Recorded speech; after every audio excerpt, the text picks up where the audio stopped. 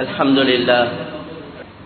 لله نحمده ونستعينه ونستغفره ونؤمن به ونتوكل عليه ونعوذ بالله من شرور أنفسنا ومن سيئات أعمالنا من يهده الله فلا مضل له ومن يضلله فلا هادي له أشهد أن لا إله إلا الله وحده لا شريك له وأشهد أن نبينا محمدا عبده ورسوله صلى الله على سيدنا وحبيبنا وشفيعنا محمد وعلى آله وصحبه أجمعين أما بعد قال الله تبارك وتعالى في كلامه العزيز بعد أعوذ بالله من الشيطان الرجيم لقد كان لكم في رسول الله أسوة حسنة لمن كان يرجو الله واليوم الآخر وذكر الله كثيرا وقال تعالى أيضا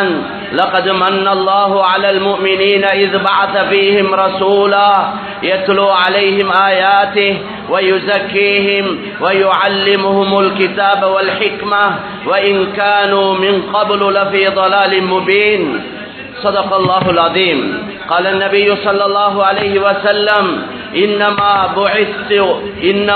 بعثت لأتمم مكارم الأخلاق وقال صلى الله عليه وسلم أيضا إنما بعثت معلما صدق رسول الله صلى الله عليه وسلم சர்வ புகழும் புகழ்ச்சியும் இந்த உலகத்தை படைத்து பரிபாலித்து பாதுகாக்கக்கூடிய அல்லாஹு தஆலாவுக்கே சொந்தமானதாகும். ஸலாத் என்ற கருணையும் சலாம் என்ற ஈடேற்றமும் எங்களுடைய தலைவர் மேலான ரசூலுல்லாஹி ஸல்லல்லாஹு அலைஹி வஸல்லம் அவர்கள் மீதும் அவர்களுடைய குடும்பத்தார்கள் தோழர்கள் அனைவர் மீதும் உண்டாவதாக. அல்லாஹ்வின் நல்லடியார்களே, அல்லாஹு தஆலாவுடைய கட்டளைகளை முழுமையாக எடுத்து நடக்கும்படி முதற்கண் அடியேனுக்கும் அப்பால் உங்களுக்கும் வன்மையுடன் கட்டளையிடுகின்றேன். சகோதரர்களே, அல்லாஹ்வுக்கே எல்லா புகழும் பாராட்டுகளும். அந்த அல்லாஹ் சுப்ஹானஹு வ தஆலா எங்களுக்கு சத்திய பாதையை காண்பித்து தந்தான். நாங்கள் முதலாவது எங்களோட உள்ளத்துல ஒரு உறுதியாக நாங்க இருக்கணும், நாங்க உறுதியோடு இருக்கணும். நான் நேர்வழியில தான் இருக்கிறேன். அதாவது எந்த மார்க்கத்தில் இருக்கிறேனோ, எந்த புனிதமான இஸ்லாத்தில் இருக்கிறேனோ, இது ஒரு சத்திய வழி, இது உண்மையான மார்க்கம் என்ற உறுதி முதலாவது எங்களோட உள்ளத்துல வரணும். எங்களோட வாழ்க்கையில குறைபாடுகள் தவறுகள் முன்பின்கள் அது இருக்கேலும், அதை ஒவ்வொருத்தரும் திருத்திக் கொள்ளணும், முயற்சி செய்யணும். ஆனா நான் இருக்கிற மார்க்கம் உண்மையான மார்க்கம். இன்றைக்கு கவலையான விஷயம் என்னன்னா, மார்க்கத்திலேயே மக்களுக்கு சந்தேகங்கள் வந்து கொண்டிருக்கு. இன்றைக்கு நாஸ்திக கொள்கை பயங்கரமாக பரவி கொண்டிருக்கிறது. மக்கள் எய்திஸ்டாக, முஸ்லிம்கள் நாஸ்திகர்களாக மாறிக்கொண்டிருக்கிறாங்க. அப்படியா கொண்ட பயங்கரமான கருத்துக்கள் உலகத்துல பரப்பப்பட்டு கொண்டிருக்கிறது. கண்ணியமான சகோதரர்களே, அல்லாஹ்வின் நல்லடியார்களே, நடப்பதெல்லாம் இயற்கையாகத்தான் நடக்குது, தானாக நடக்குது என்ற கருத்து மற்றவர்களுடைய கருத்து, சிலர்களுடைய சில மார்க்கங்கள்ல உள்ளவங்களோட கருத்து. அது அந்த கருத்து இந்த பரிசுத்தமான தீன் இஸ்லாத்துல இருக்கக்கூடியவங்களோட உள்ளங்களை வந்து கொண்டிருக்குதுன்றா மிக பயங்கரமான ஒரு விஷயம். அதனால முதலாவது எங்களோட உள்ளத்துல வரணும், நான் ஒரு உண்மையான நேரான சரியான ஒரு மார்க்கத்தில் இருக்கிறேன். கண்ணியமான சகோதரர்களே, உண்மையிலே இந்த நேர்வழிய அல்லாஹ் எங்களுக்கு தந்தான். இந்த பரிசுத்தமான வழியை அல்லாஹ் எங்களுக்கு காண்பித்து தந்தான்.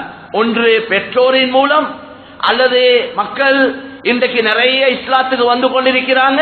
முழு உலக அடிப்படையில முழு உலகத்திலேயும் ரொம்ப வேகமாக வந்து கொண்டிருக்கிறாங்க.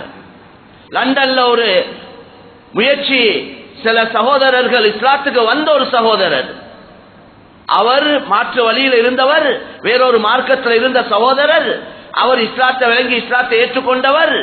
அவர் பார்த்தார், இந்த பரிசுத்தமான தீன் இதுதான் உண்மையானது, இதுதான் சரியான நேரான வழி, இதை நான் மட்டும் ஏற்று நான் மட்டும் இந்த இஸ்லாத்துல இருந்து கொண்டிருக்க கூடாது. இந்த உண்மைய, இந்த சத்தியத்தை, இந்த ஹக்க உலக மக்களுக்கு எடுத்து சொல்லணும் என்ற அடிப்படையில அவர் சில முயற்சிகளை செய்தார். மாஷா அல்லாஹ், ஒவ்வொரு மாதமும் கிட்டத்தட்ட 11,000 பேர் அவரது முயற்சி, அவர் ஆரம்பிச்ச முயற்சி, அதன் மூலம் 40 நாடுகள்ல உழைப்புகள் இந்த தீன இஸ்லாத்தை மக்களுக்கு விளங்கப்படுத்துறாங்க. மக்கள் இஸ்லாத்துக்குள்ள வந்து கொண்டிருக்கிறாங்க. வருஷத்துக்கு கிட்டத்தட்ட 1.5 லட்சத்துக்கு மேல மக்கள் கலிமா சொல்றாங்க. இது யாராலையும் திணிக்கக்கூடிய ஒன்று அல்ல, வற்புறுத்தி கொடுக்கக்கூடிய ஒன்று அல்ல. ஆனால் கவலையான விஷயம், இதனுடைய உண்மைய விளங்கி இந்த உண்மைய உலக மக்களுக்கு நாங்க எடுத்து சொல்லாத ஒரு குறை தான் இருக்கு. இல்லைன்னா முழு உலக மக்களும் தாகத்தில் இருக்கிறாங்க, பசியில இருக்கிறாங்கன்னு சொல்லும். எப்படி ஒரு டெசர்ட்ல, ஒரு பாலைவனத்துல, கடுமையான சூட்டுல மக்கள் தாகத்துல தடமாறி கொண்டிருக்கிற மாதிரி இன்றைக்கு உலகத்துல மக்கள் ஹிதாயத்துடைய தாகத்தில் இருக்கிறாங்க. அந்த ஹிதாயத்தை அல்லாஹ் எங்களுக்கு தந்திருக்கிறான். இந்த பரிசுத்தமான தீன் இஸ்லாத்தை அல்லாஹ் எங்களுக்கு தந்திருக்கிறான். இதை நாங்க மட்டுப்படுத்தி ஒரு வேலி ஒன்று அடிச்ச மாதிரி இது எங்களுக்கு மட்டும்தான் என்ற மாதிரி இன்றைக்கு முஸ்லிம்கள் நினைச்சு வாழ்ந்து கொண்டிருக்கிறார். மேலான கண்ணியமான சகோதரர்களே, சஹாபாக்களும் அப்படி அந்த சிந்தனையோடு இருந்திருந்தா நாங்க மஸ்ஜித்ல பயானா கேட்டுக்கொண்டிருப்போம், வேறொரு வணக்க ஸ்தலத்துல வேறொன்றை தான் கேட்டுக்கொண்டிருந்திருப்போம். அல்லாஹ் பாதுகாத்தான். நபிக்கு அல்லாஹ் கொடுத்த பொறுப்பு, அந்த பொறுப்பை கண்ணியமான நபி ஸல்லல்லாஹு அலைஹி வஸல்லம் சஹாபாக்களுக்கு ஒப்படைச்சாங்க. 23 வருடம், 40 வயசுல இருந்து 63 வருஷம் வயசு வரைக்கும் 23 வருடத்துக்குள்ள இந்த பரிசுத்தமான தீன, நிரப்பமான பூர்த்தியான தீன இரவு பகலாக மக்கள்கிட்ட ஏச்சி வாங்கி, அடி வாங்கி, பைத்தியக்காரன், சூனியக்காரன், பாடகர், பொய்யன் என்ற எல்லா பேச்சையும் வாங்கி கொண்டு, அந்த தாயிஃபுடைய சம்பவம் எங்களுக்கு தெரியும். ஒவ்வொருவரையும் சந்திக்கக்கூடிய நேரத்தில் அவங்க எப்படியா கொஞ்ச உள்ளத்தை அப்படியே நோவிக்கக்கூடிய பயங்கரமான வார்த்தைகளை சொன்னது மட்டுமல்ல, ஊர்ல இருக்கிற சின்ன பிள்ளைகள், பைத்தியக்காரர்கள், படிப்பறிவு இல்லாதவர்கள், விளப்பம் இல்லாதவர்களை போட்டு அந்த கண்ணியமான நபிக்கு அடிச்சாங்க. நபியுடைய உடல்ல இருந்து ரத்தம் வடிந்து கொண்டிருந்தது. சுப்ஹானல்லாஹ். கண்ணியமான சகோதரர்களே, நபி சொன்ன கருத்து ஒன்று தான், யா அல்லாஹ், நீ என்னையோட கோபம் இல்லைன்னா அது போதும். எனக்கு இந்த மக்களுக்கு எப்படி என்றாங்க, எனக்கு எந்த முறையில இந்த மக்களுக்கு இந்த அல்லாஹ்வ, இந்த இஸ்லாத்தை விளங்கப்படுத்துறேன்னு தெரியாததுனால தான் எனக்கு இந்த நிலைமை சொல்லிக் கொண்டாங்க. நான் இந்த மக்களுக்கு எப்படி இந்த தீன, இஸ்லாத்தை, மார்க்கத்தை, ரப்ப அறிமுகப்படுத்தணும் என்ற விளப்பம் குறைஞ்சதுனால தானோ, அதுக்குள்ள தந்திரமான முறையில நான் சொல்லாததுனால தான் இவங்க இப்படி என்னைய நோவிக்கிறாங்க.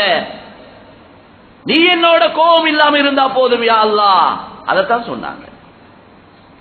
அல்லாஹ் அழிக்கிறதுக்கு அனுமதி கேட்டான் மலக்கின் மூலம். ரசூலுல்லாஹ் சொன்னாங்க, நான் அழிக்க வந்த நபி அல்ல, நான் ரஹ்மத்துல் லில் ஆலமீன், முழு உலகத்தாருக்கும் அருட்கொடையாக வந்தவன் ஸல்லல்லாஹு அலைஹி வஸல்லம் சொன்னாங்க. கண்ணியமான சகோதரர்களே, அன்றைக்கு துஆ செஞ்சிருந்தாங்கடா, மலக்குக்கு அனுமதி கொடுத்திருந்தாங்கடா, அந்த தாயிஃப் அப்படியே மண்ணோட மண்ணா போயிருக்கும். அந்த முஹம்மது பின் காசிம் அத்தாயிஃபி அல் கதஃபி, அந்த தாயிஃபை சேர்ந்த வாலிபர், அவர் மூலமாகத்தான் இந்த இந்தியா, பாகிஸ்தான், பங்களாதேஷ், ஸ்ரீலங்கா இந்த நாடுகளில் இருக்கிற மக்கள் இஸ்லாத்தை ஏற்றுக்கொண்டது அந்த தாயிஃப்ல இருந்து வெளியான ஒரு வாலிபர் மூலமாக. நபி அன்னைக்கு பதுவா செஞ்சிருந்தாங்கடா, அல்லது உள்ள நொந்து இருந்தாங்கடா, அல்லது மலக்குடைய கேள்விக்கு பதில் கொடுத்திருந்தாங்கடா, அனுமதி கொடுத்திருந்தாங்கடா, அந்த சந்தர்ப்பம் இல்லாம போயிருக்கும்.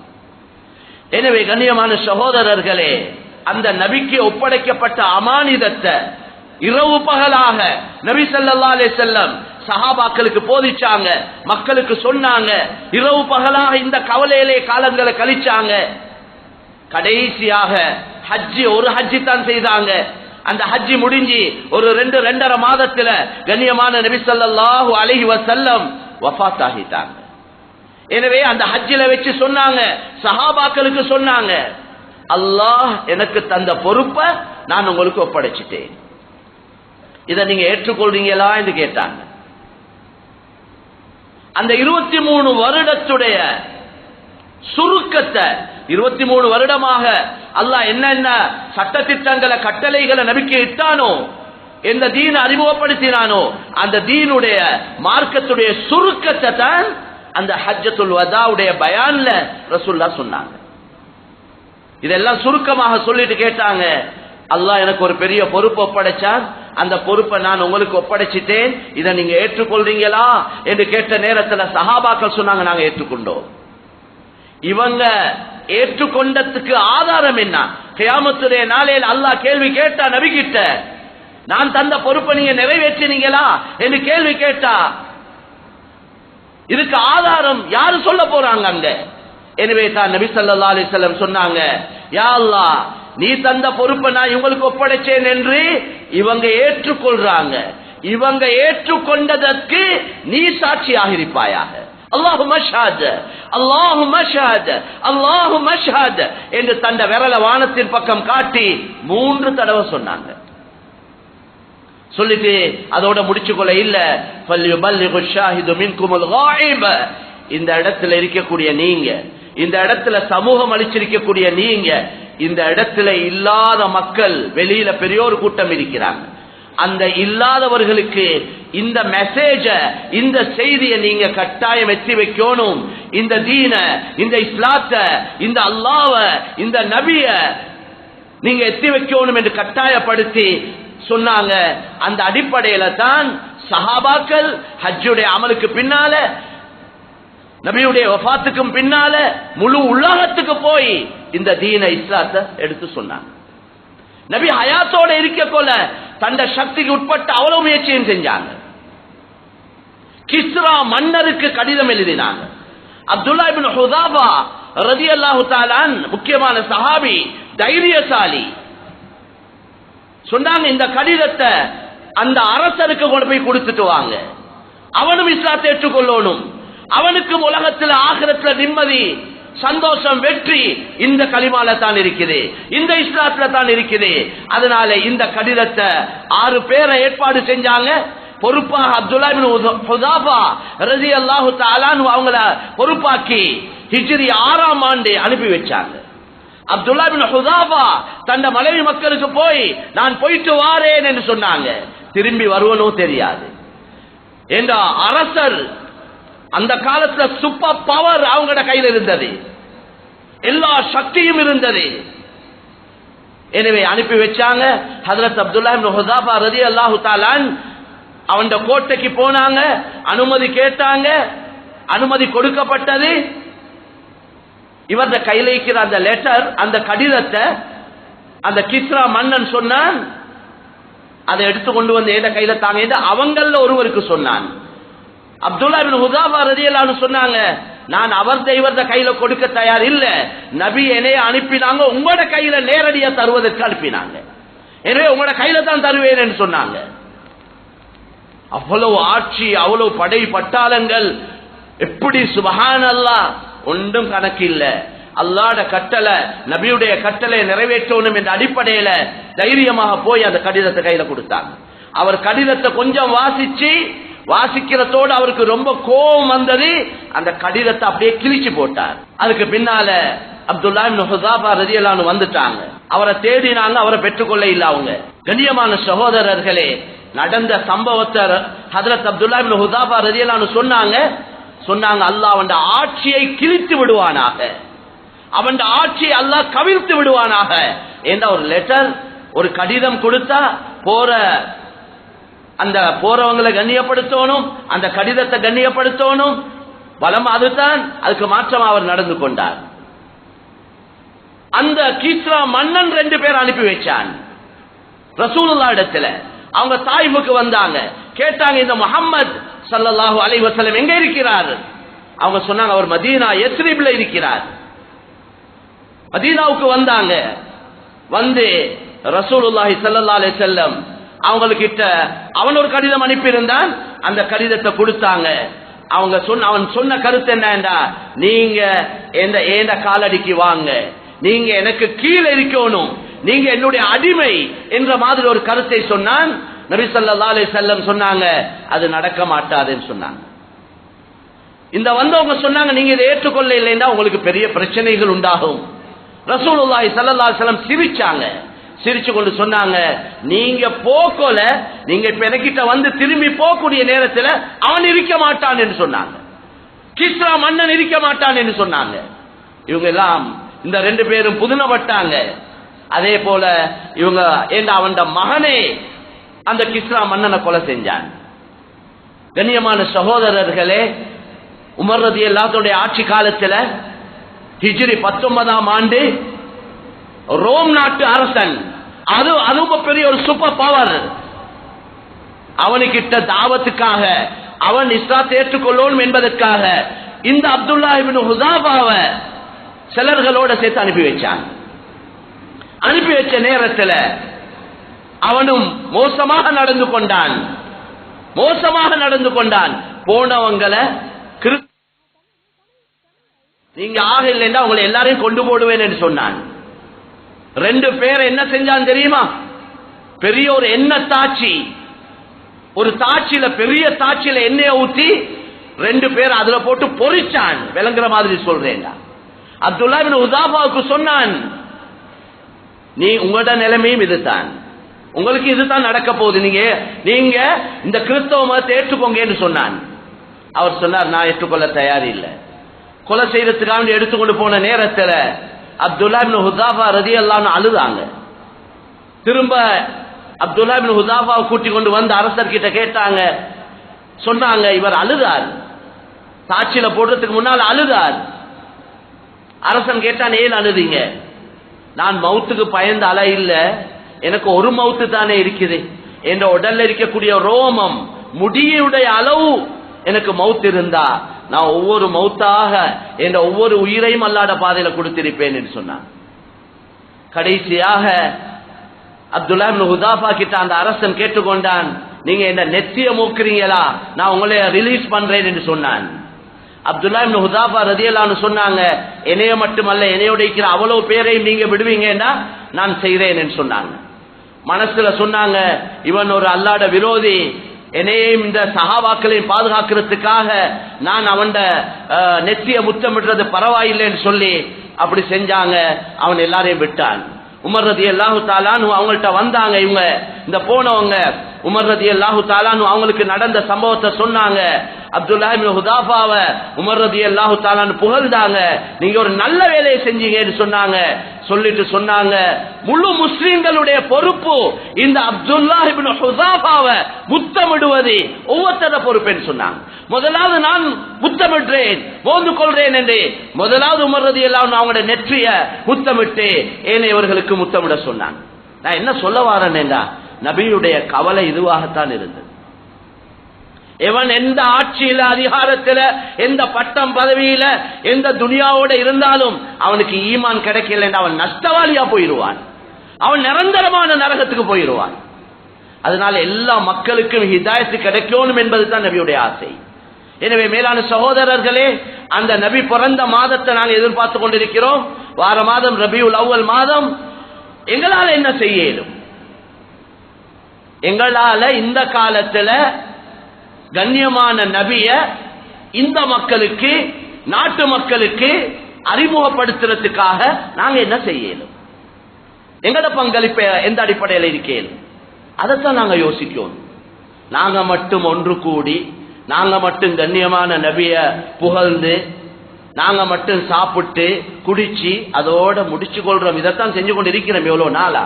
பிரச்சனை இல்ல, கட்டாயம் கண்ணியமான நபியை நாங்க புகழணும். நபியுடைய சிபாத்துகள், நபியுடைய வாழ்க்கை வரலாறுகளை எங்களுக்குள்ள எங்கட மனைவி மக்கள், எங்கட பிள்ளைகளுக்கு தெரியாம இருக்குது. நபியை பத்தி தெரியாது. இன்றைக்கு அவனையும் இவனையும் உலகத்துல இல்லாத காபிர்கள் எல்லாம் அதெல்லாம் விளங்கி வச்சிருக்கிறாங்க பிள்ளைகள். ஆனா நபிய தெரியாது, நபியுடைய வாழ்க்கை வரலாறு தெரியாது, நபியுடைய மனைவிமார்கள் யார் என்று கேட்டா தெரியாது, நபியுடைய பிள்ளைகளுடைய பேரை கேட்டா தெரியாது, எத்தனை ஆம்பளை பொம்பளை பிள்ளைகள் என்றா பிள்ளைகளுக்கு தெரியாது. இந்த நிலைமையில எங்கட ஆளாத்தும் இருக்கிறது. எனவே எங்களுக்குள்ளேயும் நாங்க நபிய புகழ்ந்து நபியுடைய வாழ்க்கை வரலாறுகளை சொல்லி பேசி கதைச்சி விளங்கிக் கொள்ளணும், நபியை கண்ணியப்படுத்தணும். எல்லா அமைப்பிலையும் அதோட முடிச்சு கொள்ள கூடாது. இந்த நாட்டில் கிட்டத்தட்ட 20-22 மில்லியன் மக்கள் வாழ்ந்து கொண்டிருக்கிறாங்க, கலிமா இல்லாம இருக்கிறாங்க, அல்லாஹ்வை தெரியாம இருக்கிறாங்க, கண்ணியமான நபியை தெரியாம இருக்கிறாங்க. இந்த மக்களுக்கு நாங்க எப்படி இந்த ரசூலுல்லாஹி ஸல்லல்லாஹு அலைஹி வஸல்லம் ரஹ்மத்துல் லில் ஆலமீன் முழு உலகத்தாருக்கும் முழு படைப்பினங்களுக்கும் அருட்கொடையாக வந்த நபிய, எங்களுக்கு மட்டுமல்ல நபி அவங்களுக்கு நபி, எங்களுக்கு மட்டுமல்ல ரசூல் அவங்களுக்கும் அல்லாஹ்வுடைய ரசூல் தான். எனவே எப்படி இந்த மெசேஜ் அவங்களுக்கு பாஸ் பண்ணேலும், எப்படி இந்த மெசேஜ் அவங்களுக்கு கொடுக்க இயலும், அதுக்கு நாங்க சில திட்டங்கள். எப்படி நான் என்ன எப்பயும் சொல்றது, உங்களோட வியாபாரத்துடைய முன்னேற்றத்துக்கு எப்படி ரூம் போட்டு யோசிக்கிறீங்க தானே. வாங்க போம், இன்றைக்கு செட் ஆவோம், இன்றைக்கு இருப்போம், ஒரு சாப்பாடு ஒன்று அடிப்போம், ஒரு காஃபி ஒன்று அடிச்சு இருந்து பிசினஸ் பேசுவோம். எவ்வளவு யோசிக்கிறோம் எங்கட வியாபாரத்தை ஒரு நெக்ஸ்ட் லெவலுக்கு, ஆக டாப் லெவலுக்கு இந்த வியாபாரத்தை கொண்டு வரணும், ஸ்ரீலங்காலே நம்பர் 1 இருக்கணும் என்ற எவ்வளவு கூட்டம் கூடுறீங்க, அதுக்கு எவ்வளவு ஐடியாஸ் எடுக்கிறீங்க, எவ்வளவு திட்டங்கள் போடுறீங்க, எவ்வளவு முயற்சிகள் செய்றீங்க. நானும் நீங்களும் எப்படி எங்கட வியாபாரத்தை எங்கட துனியாவுக்கு நாங்க யோசிக்கிறோமோ, பிளான் பண்றோமோ, கூட்டம் கூட்டுறோமோ, முயற்சிகள் செய்யறோமோ, இதே மாதிரி எங்கட தீன், எங்கட கலிமா, எங்கட இஸ்லாம் இதுக்கும் நாங்க யோசிப்போமா இருந்தா இன்றைக்கு இஸ்லாம் எங்கேயோ போயிட்டு. மார்க்க விஷயத்துல மட்டும் எங்களுக்கு அதை பத்தி டைம் இல்ல, பிஸி அல்லது வேலை இல்ல, ட்ரஸ்டிமாருக்கும் கூட போர்டு மீட்டிங்குக்கும் கலந்து கொள்ள டைம் இல்ல. டைம் இல்லாதவங்க ஏன் தான் ட்ரஸ்டி போர்டுல போடுறாங்களோ தெரியாது. அவங்களால எங்க ஊர்ல பெரிய மாற்றங்கள் உண்டாக போகுது. நேரத்தோட வார மாதம் தான் இது கண்ணியமா ரபியுல் அவ்வல் இப்பே பிளான் பண்ணணும். அந்த கடைசி டைம்ல யோசிச்சு ஒன்று சாதிக்க இயலாது. குறைஞ்சது நபி ஸல்லல்லாஹு அலைஹி வஸல்லம் அவங்களை அறிமுகப்படுத்துறதுக்கு இந்த மக்களுக்கு இந்த செய்தியை எப்படி கொடுக்க இயலும் யோசிங்க. இப்படி எல்லாம் யோசிச்சு இருக்கிறாங்க. ரசூலுல்லாஹ் பத்தி ஒரு போட்டி, ஒரு கட்டுரை, அதை எழுதணும். அந்த நியத்தோட, எந்த நியத்தோட, இவங்களுக்கு எல்லாம் ஹிதாயத்து கிடைக்கணும். அதுக்கு தேவையான புக்ஸ் எல்லாம் கொடுத்து அந்த போட்டியில யார் ஃபர்ஸ்ட் வாராரோ அவருக்கு இவ்வளவு பெரிய ஒரு தங்க நாணயம், அவங்களுக்கு இப்படி பவுண்ட், 2வது 3வது 4வது அவங்களுக்கு இப்படி எல்லாம் கிஃப்ட் எல்லாம் கொடுப்போம். இது முஸ்லிம்களுக்கும் கொடுத்து விசேஷமா முஸ்லிம் அல்லாதவங்களுக்கு அவங்க அதே நாங்க இந்த போட்டியில ஃபர்ஸ்ட் வந்தா எங்களுக்கு இப்படி ஒரு தங்கம் ஒன்று கிடைக்கும், இவ்வளவு பொறுமதியான ஒரு சாமான் கிடைக்கும் என்ற யோசனையில அவங்களுக்கு நாங்க புக்ஸ் நாங்க தான் கொடுக்கணும். எல்லாம் கொடுத்து இதை எழுதுங்க என்று கொடுத்தமேண்டா அவங்க எல்லாம் எழுதுவாங்க. போட்டியில எதையும் எப்படியும் வரட்டும், பிரச்சனை இல்லை. ஆனால் அவங்க எழுதுறதுக்கு முன்னால வாசிப்பாங்க, ரசூலுல்லாஹ்வோட வாழ்க்கை வரலாறுகளை படிப்பாங்க. அவங்க படிச்சு அது அவங்களோட இஸ்லாத்துக்கு ஹிதாயத்துக்கு காரணமா அமையும். அப்படியெல்லாம் நடந்திருக்கு. இன்றைக்கும் திட்டம் போட்டு வேலை செஞ்சு கொண்டிருக்கிறாங்க. இப்படி யோசிக்கணும், எங்களோட வியாபாரத்தை யோசிக்கிற மாதிரி. கண்ணியமான சகோதரர்களே, இன்றைக்கு யார்த்தையாவது ரசூலுல்லாஹ்வை பத்தி வந்து கேட்டா எத்தனை பேருக்கு ஏலும்? முஸ்லிம்களுக்கு நான் கேட்கிறேன், அதுலயும் கொஞ்சம் அமல் இபாதத்தோட இருக்கிறவங்க ரசூலுல்லாஹ் பத்தி சுருக்கமா ஒரு 10 நிமிஷம் அழகா விளங்கப்படுத்துற அளவுக்கு விளப்பம் எத்தனை பேருக்கு இருக்கு? எங்களுக்கு நாங்களே விளங்கிக் கொள்ள இல்லை, எங்களுக்கே சொல்லிக்கொள்ள தெரியா. எங்களுக்கு ஒன்றுல கவலை இருந்தா தானே அதை பத்தி விளங்குவோம், அதை பத்தி படிப்போம், அதை பத்தி கேட்டா விளங்கப்படுத்துறதுக்கு தயாராவோம். எங்களுக்கு இனி அந்த பிக்கர், அந்த யோசனை இல்லைண்டா எப்படி மேலான சகோதரர்கள்? எங்களுக்கே தெரியாது. அப்படி விளப்பம் இல்லாதவங்கள்ட்ட கேட்டு அவங்க மாத்தமான விளக்கங்களை கொடுத்து தான் நிறைய குழப்பம். அப்படித்தான் நிறைய குழப்பம். அவருக்கு இஸ்லாத்தை பத்தி அவர்கிட்ட கேட்டு, மாடு இருக்கிறத பத்தி கேட்டா அவருக்கு விளப்பம் இல்லாம ஒரு விளக்கத்தை கொடுத்தா அவங்க விளங்குறாங்க, அடே இதுதான் இஸ்லாம், இப்படித்தானா இருக்கும். ஃபேஸ் கவரை பத்தி கேட்டா அவர் விளப்பம் இல்லாம பதில கொடுத்து அதால பிரச்சனை. ரசூலுல்லாஹ் இவ்வளவு திருமணங்கள் 13 திருமணங்கள் செஞ்சாங்க என்று மாத்தமான விளங்கி இருக்கிறவங்க அவங்க எங்கள்கிட்ட கேட்டா அதுக்கு ஒரு சரியான பதில் சொல்லிக்கொள்ள தெரியாது. நாங்க ஒரு புக் ஒன்று தயாரிச்சிருக்கிறோம் ரசூலுல்லாஹ் பத்தி. கிட்டத்தட்ட 60 பேஜ் இருக்கு, அதுல 60 பேஜஸ் இருக்குது. சுருக்கமாக நபியுடைய பிறப்பிலிருந்து நபியுடைய ரிசாலத் வரைக்கும், நபி பட்டம் கிடைக்கும் வரைக்கும் உள்ளத ஒரு பகுதி. அடுத்தது நபியுடைய ரிசாலத், நபிக்கு நபி பட்டம் கிடைச்சதுல இருந்து மதீனா போகும் வரைக்கும் உள்ள பகுதியையும் தெளிவாக எழுதி, அதுக்கு பின்னால அதுல இருந்து ரசூலுல்லாஹ் மௌத் வரைக்கும் உள்ள விஷயங்களையும், நபியுடைய நல்ல குணங்கள், விசேஷமாக மற்ற மக்கள் கலிமா சொல்லாத சகோதரர்கள் அவங்களோட உள்ளத்துல சில சந்தேகங்கள் இருக்கு, தெளிவில்லாம இருக்கிறாங்க, அது சம்பந்தப்பட்ட சில விஷயங்கள், நபியுடைய வாழ்க்கையில் உள்ள விஷயங்கள். யுத்தங்கள் ஏன் யுத்தம் செஞ்சாங்க, அது காரணங்களோட விளப்பம் இல்லாம தான் இருக்கிறாங்க. நபியுடைய திருமணங்களை பத்தி அதுல ஒரு தெளிவு. இப்படி ஒரு 60 பேஜில் உள்ள ஒரு அழகான புக் சிங்களத்தில் எழுதப்பட்டு நிதா பவுண்டேஷனால் எழுதியிருக்கிறாங்க. அப்ப அதை உங்களுக்கு ஏழும், அது அவ்வளவு இல்லை, ஒரு 350-400 ரூபா, 350 ரூபா 400 ரூபா தான் காஸ்ட் ஆகும். அதை கொஞ்சம் பிரிண்ட் பண்ணி அதை பங்குடையிலும். ஏண்ட கருத்து என்னண்டா, நாங்க இந்த மற்ற மக்களோட கலந்து வாழ்றோம். எங்களோட வீட்டை சுத்தி எங்களோட தீன் ரொம்ப தெளிவானது. கேட்கிற அவ்வளவு கேள்விக்கும் எங்கள்கிட்ட பதில் இருக்கு. பதில் நாங்க விளங்கி கொள்ள இல்லை, அது எங்களோட மிஸ்டேக், அது எங்களோட தவறு. ஆனா எல்லா கேள்விக்கும் பதில் இருக்கு. மாஷா அல்லாஹ், நாங்க யூனிவர்சிட்டி ப்ரோக்ராம் செய்யறோம். ஃபைனல் இயர்ல இருக்கிற ஸ்டூடெண்ட்ஸ், நான் முஸ்லிம்ஸ், கேர்ள்ஸ், பாய்ஸ்க்கு அவங்களுக்கு இஸ்லாத்துடைய விஷயங்களை விளங்கப்படுத்தி, அதுக்கு பின்னால் அவங்களுக்கு கொஸ்டின், அவங்களுக்கு வேண்டிய கேள்வியை கேளுங்க என்று நாங்க சொன்னா அவங்க சில கேள்விகள் கேட்கிறாங்க. அவ்வளவு கேள்விக்கும் தெளிவான புத்திக்கு பற்ற மாதிரி சயின்டிபிக்கலி அவங்களுக்கு பதில் சொல்லப்படும். அவங்க எல்லாம் ஏற்றுக்கொள்றாங்க. இஸ்லாம் சரி, நாங்க விளங்கியிருந்த இஸ்லாம் வேற என்றாங்க. அதனால கண்ணியமான சகோதரர்களே, இதுதான் உண்மையான வியாபாரம். அல்லாஹ் எங்களுக்கு சொல்ற வியாபாரம். ஹல்லதுல்லுக்கும் அலா திஜாரத்தின் துஞ்சிக்கும் மின் அஸாபின் அலீம் துமினூன பில்லாஹி வ ரசூலிஹி وتجاهدون في سبيل الله بأموالكم وأنفسكم ذلكم خير لكم إن كنتم تعلمون. அல்லாஹ் சொல்றான், நான் ஒரு பிசினஸ் சொல்ல உங்களுக்கு சொல்லி தர சொன்னான். பிசினஸ் திஜாரா என்ன பிசினஸ். அல்லாஹ் எங்களுக்கு அந்த ஆசையான வார்த்தைகளை சொல்லி, எங்களுக்கு எந்த வார்த்தைகள் பிடிக்குமோ அந்த வார்த்தைகளை சொல்லி எங்களை அல்லாஹ் சொல்றான், நான் உங்களுக்கு நல்ல வேலை உண்டு, நல்ல ஒரு பிசினஸ் உங்களுக்கு சொல்லி தரட்டுமா. அந்த பிசினஸ் சல்லியோட சம்பந்தப்பட்ட பிசினஸ் அல்ல. அந்த பிசினஸ் துஞ்சிக்கும் மின் அஸாபின் அலீம், நோவினை கொடுக்கக்கூடிய நரகத்துடைய நெருப்புல இருந்து, வேதனையில இருந்து உங்களை பாதுகாக்கக்கூடிய பிசினஸ், நரக நெருப்புல இருந்து பாதுகாக்கக்கூடிய பிசினஸ். அது என்ன தெரியுமா? துமினூன பில்லாஹி வ ரசூலிஹி, நீங்க அல்லாஹ்வ ரசூலை ஈமான் கொள்ளணும். இரண்டாவது வ துஜாஹிதூன ஃபீ சபீலில்லாஹி பிஅம்வாலிக்கும் வ அன்ஃபுசிக்கும், அல்லாஹ் உங்களுக்கு தந்த உடல், நேரம், காலம், அல்லாஹ் உங்களுக்கு தந்த பணம், அல்லாஹ் தந்தது. பிறக்க கொள்ள பணத்தோட யாரும் பிறக்க இல்லை, உடுப்பு இல்லாம தானே பிறந்தோம். எதெல்லாம் இருக்கிறதோ அதெல்லாம் அல்லாஹ் தந்தான். எனவே உங்களோட உடலையும் பொருளையும் அல்லாஹ்வுடைய தீன், துஜாஹிதூன் என்றா அல்லாஹ்வுடைய இந்த கலிமா உலகத்துல மேலோங்குவதற்காக நீங்க இதை பாவிக்கணும், இதை செலவழிக்கணும்.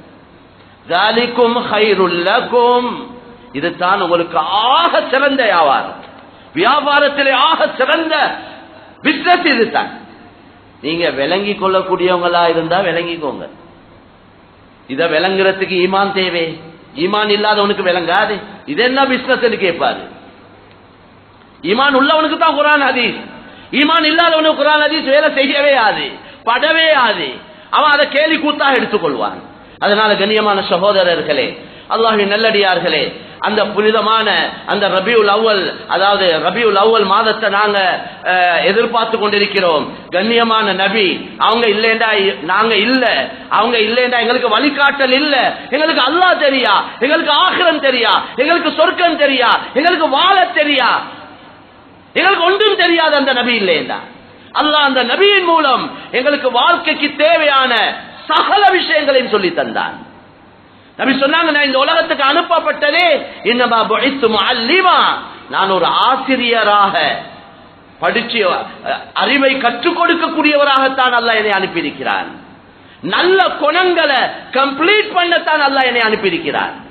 அதனால நபியுடைய நல்ல அஹ்லாக்குகள், நல்ல தன்மைகள், நல்ல சிபாத்துகள், நல்ல பண்புகளை நாங்க எங்கட வாழ்க்கையில உருவாக்கி கொண்டு, கண்ணியமான சகோதரர்களே, இந்த தீன் இது என்னையோட முடிஞ்சிடக்கூடாது, இது எல்லா மக்களுக்கும் போய் சேரணும், எல்லா மக்களும் இந்த வாழ்க்கையிலையும் நிம்மதி சந்தோஷமா வாழணும். இதுக்கு அடுத்த வாழ்க்கை தான் உண்மையான வாழ்க்கை, அந்த வாழ்க்கையிலே நிம்மதி சந்தோஷமாக மேலான சொர்க்கம் போகணும் என்ற அந்த நபியுடைய ஃபிக்ர், அந்த நபியுடைய கவலையோட நான் நீங்களும் வாழும். கண்ணியமான சகோதரர்களே, அதுக்குள்ள சந்தர்ப்பங்களை வாய்ப்புகளை அல்லாஹு தாலா எங்களுக்கு தந்திருக்கிறான். அதனால நாங்க ஒவ்வொருத்தர இன்றைக்கு எங்கடவங்களாலே தான் எங்களுக்கு பிரச்சனை, இஸ்லாத்துக்கு பிரச்சனை முஸ்லீம்களாலே. முஸ்லீம்களே முஸ்லீம்களை காட்டி கொடுக்கிறாங்க, முஸ்லீம்களே இஸ்லாத்துக்கு தடையா இருக்கிறாங்க. கவலையான விஷயம். தவறுகளை திருத்தணும் கட்டாயம், ஆனா திருத்துறதுக்கு முறை இஸ்லாம் சொல்லி இருக்கிறது. ஒத்தத மானத்தை போக்கி, அவரை சீரழிச்சு, அவரை கேவலப்படுத்தி, அவரை மட்டம் தட்டி அப்படி திருத்துறது இஸ்லாம் சொன்ன முறை அல்ல. அது இஸ்லாத்துக்கு மாத்தமான முறை. அப்படி இவர் அப்படி செய்தது நன்மை என்று நினைச்சா இவர் நன்மை அல்ல, பாவத்தை சம்பாதிக்கிறார். குளிக்க போயிட்டு சேர்த்த பூசின கதையாவிடும். அதனால தவறுகள் கட்டாயம் தடுக்கப்படணும். அதோட ஒவ்வொருத்தர மானம், மரியாதை, கண்ணியம் பாதுகாக்கப்படும். உலமாக்களை திட்டுறது, உலமாக்களை கேவலப்படுத்துறது, உலமாக்களை சீரழிக்கிறது, இவங்க தான் உலகத்துக்கு இஸ்லாத்தை எடுத்து சொல்ல வேண்டியவங்க. இவங்க தான் குர்ஆன் ஹதீஸை இஸ்லாத்துக்கு எடுத்து மக்களுக்கு எடுத்து சொல்ல வேண்டியவங்க. அவங்களால தான் தீன் பாதுகாக்கப்படணும். அப்ப அவங்கள சீரழிச்சா, கேவலப்படுத்தினா, மக்களோட உள்ளத்துல தவறான எண்ணங்களை போட்டா அவங்களோட பேச்சுக்கள் எடுபடாது. சிலவங்க அலசி ஆராய்ஞ்சி ஒரு விஷயத்தை விளங்குவாங்க, சிலவங்க அலசி ஆராயத இல்ல, கேட்கறதெல்லாம் நம்பிடுவாங்க. அப்படி அவங்க தான் அதிகமாக இருக்கிறாங்க. காதுக்கு முழுவதும் எல்லா செய்தியையும் அத நம்பிடுறாங்க. கஃபாலில் மர்இ கதிபன் அய்யுஹத்திஸ பிகுல்லி மா சமிஅ. நபி ஸல்லல்லாஹு அலைஹி வஸல்லம் சொன்னாங்க, ஒரு மனிதன் பொய்க்கு இதே போதும். எது? அவர் பொய் சொல்ல தேவையில்லை, மக்கியவண்ட செய்தி எல்லாம் இவர் எடுத்து வெளியே சொல்றது, அதே அவன் பொய்க்கு போதுமே தான். அவர் அல்ல பொய் சொல்றார், மக்கியவன் சொல்ற பொய்யை இவர் விழுங்கி இவர் மக்கியவனும் சொல்றார், அதே அவன் பொய்க்கு போதுமே தான். அதனால இந்த தீனை பாதுகாக்கணும், இந்த இஸ்லாத்தை நாங்க பாதுகாக்கணும். இந்த இஸ்லாம் முழு மனிதர்களுக்கும் சொந்தமானது. இந்த இஸ்லாம் எல்லா மக்களுக்கும் போய் சேரணும். இஸ்லாத்தை கொண்டு மட்டும்தான் உலகத்துடைய சகல பிரச்சனையையும் தீர்க்கலும், வேற ஒன்றாலையும் ஒன்று செய்ய இயலாது. இந்த போலி துனியா, இந்த சல்லி, இந்த ஆட்சி, இந்த அதிகாரங்கள், இந்த பட்டம் பதவிகள் எல்லாம் டெம்பரரி, தற்காலிகமானது. இன்றைக்கு புட்டுவத்தில் இருக்கிறார், நாளைக்கு ஜெயிலில் இருக்கிறார். புட்டுவத்தில் இருக்க போட்டோ எடுத்து வீட்டுல கொழுவி வச்சிருக்கிறார்.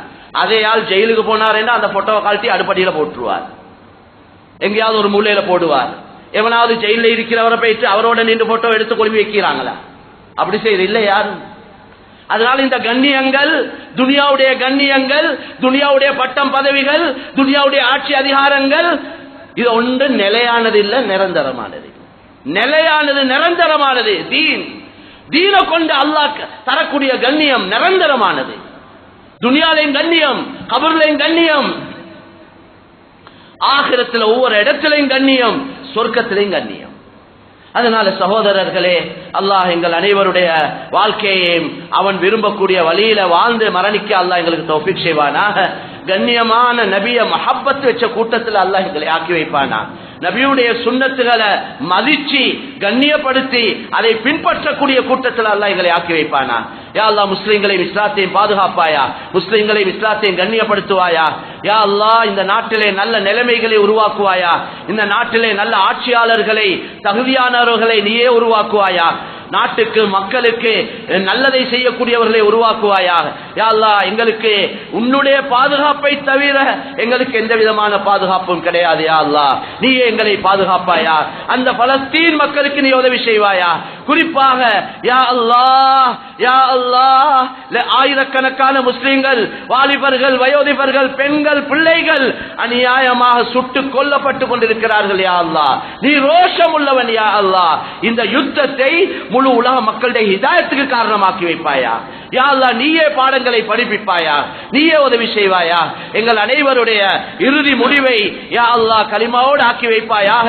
வ ஆகிரு தஅவானா அனில் ஹம்துலில்லாஹி ரப்பில் ஆலமீன். For more Islamic lectures and useful information, visit slbeyond.com.